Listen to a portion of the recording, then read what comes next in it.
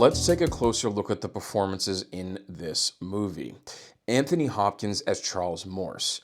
Now, when I think of what I like the most about his performance, I'm always drawn back to something Ben Kingsley said about acting, specifically when he was discussing his role in Schindler's List. He said that an actor's two greatest currencies are their silence and stillness. If an actor can find a way to be silent and still, while still being interesting to watch, then they're truly a professional actor. Most people think of Hannibal Lecter when they look at Anthony Hopkins, a role where he used silence and stillness, but not really as tools, more as weapons. He also had nearly a boundless intellect in that character. The feeling of a true monster in human form, as well as this German engineering level precision in all his speech and movements. This was really a career-defining role if there ever was one. But Charles Morse is so fundamentally different that within 10 minutes of starting The Edge, you forget about the cannibal entirely, because Charles Morse is something Lecter never was. He is genuinely a good man. And the only thing Hopkins brings from one character to another are his two old friends, silence and stillness. Some actors perform the words, Hopkins performs the thoughts. Don't get me wrong, Charles Morse does speak, and there are moments in the film where he talks quite a bit. But when he does this, it's never really oversharing. He's never speaking out of turn, and he's never doing anything in poor taste. All he's doing is sharing knowledge. His character is constantly learning, and you get the feeling that even in the middle of his normal workday, he'd still find time to sit down, have a sandwich, and read something interesting with some practical value. The other thing about Charles, which makes it impossible not to like him, is that you never get the feeling he considers himself above anyone else. He never makes someone feel less than he is. In the wilderness, he's constantly trying to get his comrades to understand what is required to survive. Almost like, come to my level, bro. The view from here may not be great, but at least it's real. This is why one of my favorite scenes in the movie is when Charles has to convince Robert that they can kill the bear. He never says it's going to be easy. He just says that they're going to get it done. And even though Robert is on the verge of giving up all hope, Charles grabs him up, looks him dead in the eye, and says something so simple it should not work, but it does. What one man can do, another can do. You want to die out here, huh? Well, then die. I tell you what, I'm not gonna die. No, sorry. I'm not gonna die. No, I'm gonna kill the bear. Say it, I'm gonna kill the bear. Say it. I'm gonna kill the bear. Say it. Say I'm gonna kill the bear. Say it! I'm gonna kill the bear. Say it again! I'm gonna kill the bear. And again! I'm gonna kill the bear! Good. What one man can do, another can do. What one man can do, another can do. Say it again! What one man can do, another can do. And again! What one man can do, another can do. Yeah. You're goddamn right. Today, I'm gonna kill the motherfucker. Imagine the energy you get after listening to 3 days of Tony Robbins, except Charles gets you there in 2 minutes. Then they decide to take the fight to the bear. Charles is not fearless. He's simply refusing to surrender to fear. And what weak or cowardly people forget is there can't actually be courage without fear. He is scared. He's just not controlled by it. But of all the moments in this film, there is one that stops everything cold. The 3 men and the pilot are in a small plane, flying deeper into the Alaskan wilderness.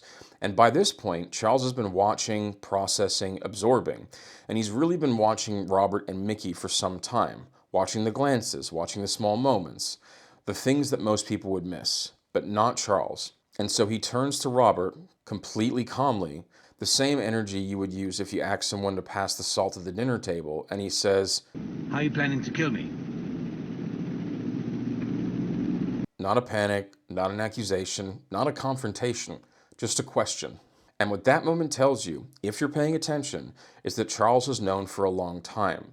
He's been thinking about this through the whole journey, watching, calculating, waiting for the right moment to let Robert know what he knows. Hopkins delivers it with such simplicity that it stops the film dead.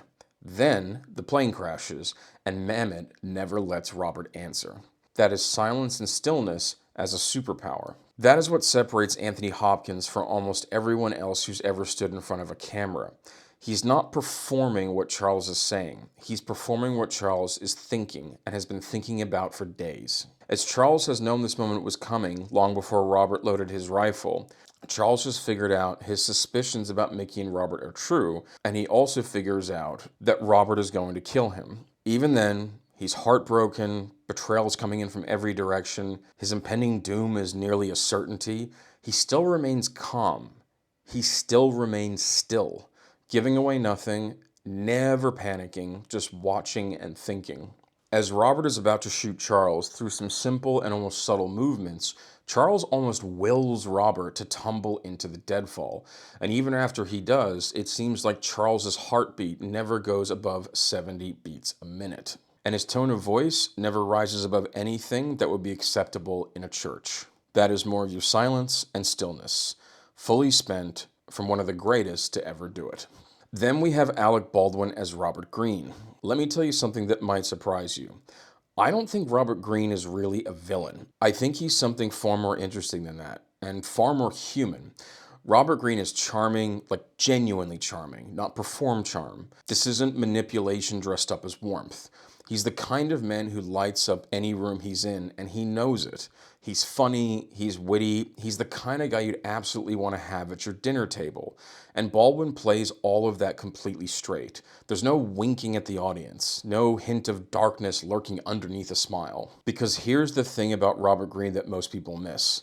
The darkness is not underneath the charm. The charm and the darkness exist simultaneously. They are in the same man. Robert Greene is simply the most solipsistic human being in the Alaskan wilderness, possibly on the planet. The world exists as a mirror. Everything in it is a reflection of what he has and what he doesn't have. And what he does not have, what he's never had, is what Charles Morse has.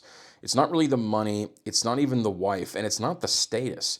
It's the depth, particularly the depth of character. And here's the thing about Robert that makes Baldwin's performance genuinely tragic, rather than simply villainous. Robert did not lose to Charles Morse. Robert did not lose because he was lazy or stupid or untalented. Robert Greene was lost before the film ever started. It's not that Charles worked harder, it's not that Charles was smarter, it's that the universe chose Charles, and it did not choose Robert. And Robert has been furious about this his entire life. Baldwin carries that fury underneath every scene of the movie. He never overplays it, he never lets it break the surface unnecessarily, but it's always there, in the way he looks at Charles's watch, in the way he looks at Mickey, in the way he loads that rifle with the quiet inevitability of a man who's been building to this moment for years. Robert feels like he's owed a debt, and when the debt isn't paid, he decides to go and collect it himself. But then, when Robert Greene is dying, and with what little life he has left, he tells Charles something that he had really no obligation to say. He explains to Charles that Mickey had nothing to do with what Robert had been up to. Nobody asked him, no one was watching, there was nothing really to gain. He's dying, but he said it anyway. And in that moment, that single breath of honesty at the very end, Baldwin shows you something that reframes the entire performance. There was always something decent about Robert Greene. It just never really had enough room to breathe. I really would have hated Robert Greene had he killed Charles, but he didn't. And so what I feel instead is something far more complicated. I kind of feel sorry for him. Baldwin deserves enormous credit for that, because making an audience feel sympathy for a man who just tried to commit cold-blooded murder, while also making them believe completely that he would do it, is one of the hardest things an actor can be asked to do. And Alec Baldwin pulls this off without a single false note. Before I move on to the craft section of the video, a quick word about the rest of our cast. Harold Piniou as Stephen. So Stephen is the everyman. He's the innocence in the film. He's the man who had nothing to do with the war between Charles and Robert, but he still paid the highest price. Harold plays him with such warmth and genuine decency that when the bear takes him, it actually hits harder than almost any death in 90s cinema, because Stephen didn't deserve what happened to him, and that's entirely the point. In the story of Cain and Abel, it's always the innocent who suffer the most when a man decides to settle a score with God. Elle Macpherson is primarily known as one of the great supermodels of her generation, not really as an actress, and yet she holds her own in this film completely. She doesn't overreach, she doesn't try to do more than the role requires. Mickey exists in this film as the symbol, the thing that both men want, the proof of God's favor, the flag that Robert plants on his territory as he feels he's entitled to it. Macpherson understands this instinctively and plays it exactly with the right restraint. Sometimes, the most professional thing an actor can do is just to know their role, and she does.